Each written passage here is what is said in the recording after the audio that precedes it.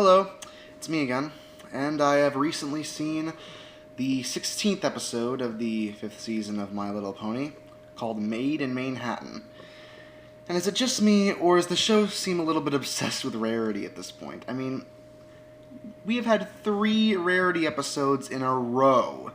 I love Rarity, but I hope the next episode is about someone other than her for once. Though, to be fair, she's paired up with Applejack here, so I can still tolerate it. I mean, it was cool when we had 2 episodes in a row with Canterlot Boutique and Rarity Investigates, but 3 seems like it's a little overboard. Anyways, to the episode itself. The episode's plot revolves around Rarity and Applejack going to Manehattan to help out Coco Pamel, who you may or may not remember from Rarity Takes Manehattan in Season 4, because Coco Pamel is having a problem getting a stage play set up. And Rarity and Applejack try to help out. And not only that, but they're trying to clean up the park in Manehattan, and they're trying to get the stage reinforced. And they're trying to do every single little thing that they can to make sure the play can even happen. The plot itself is pretty formulaic, but I will say the humor in the episode is once again great. It's not as funny as Rarity Investigates, but the dialogue between Rarity and Applejack working off each other does work well, as it always does in their episodes. I feel episodes where they get to interact are very fun. I mean, they've been making some great comedic moments in the series, as far back as Look Before You Sleep in Season 1, and even in some other mixed episodes like Simple Ways in Season 4. Also, Coco Pamel returns. And in my opinion, she was one of the stronger supporting characters of Season 4. And her performance by Kathy Wesseluck is once again great. I feel that she did an excellent job with her shy, meek voice, and it shows that even when she's not working with Mystery Polymere, she's still very virtuous, very kind, and she does her best to help anyone out. I do like that. Kathy Wesseluck, you definitely deserve a thumbs up from me. Also, I really do think that... How should I say this? I really do think that the Manehattanites, as condescending and rude as they are, they can get a little bit of a laugh out of me. And it makes sense, because Manehattan's making fun of Manhattan, New York. And I've been to Manhattan once, and let me tell you, they portray it almost exactly like Manhattan is, in my opinion.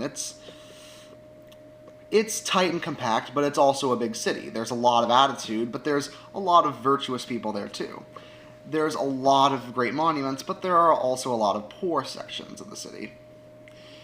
Well, not really poor sections, but not as brilliant as, say, the truly outstanding monuments that you see in the major parts of Manhattan. And the writer for this episode was Noelle Benvenuti, if I pronounced that right.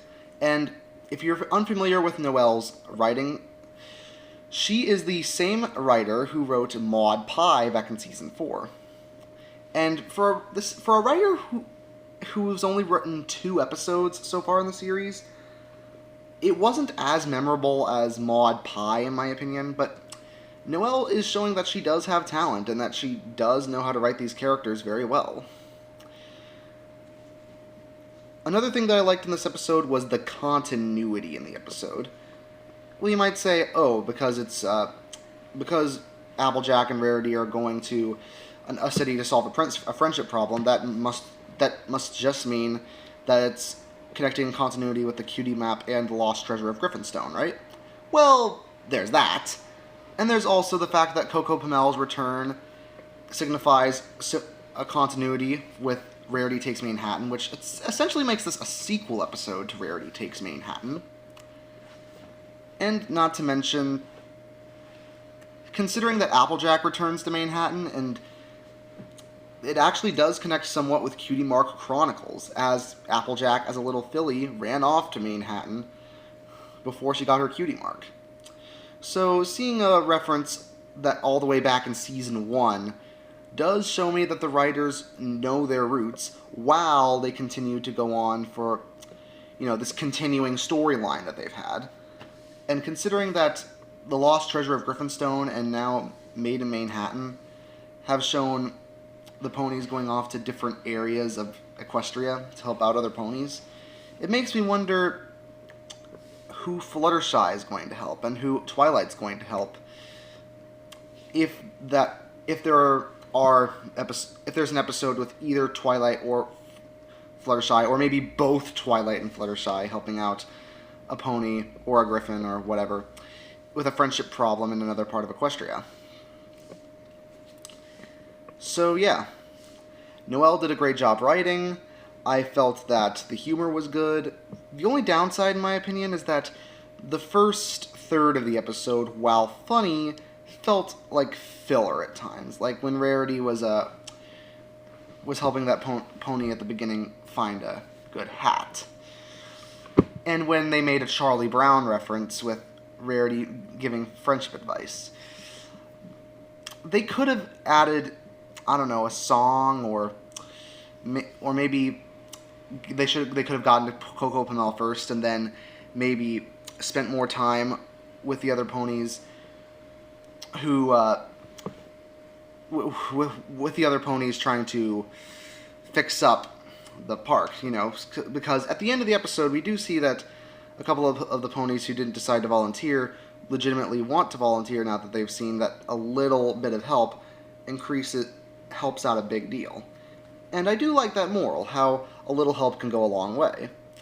Probably why I volunteer sometimes for my little sister's school.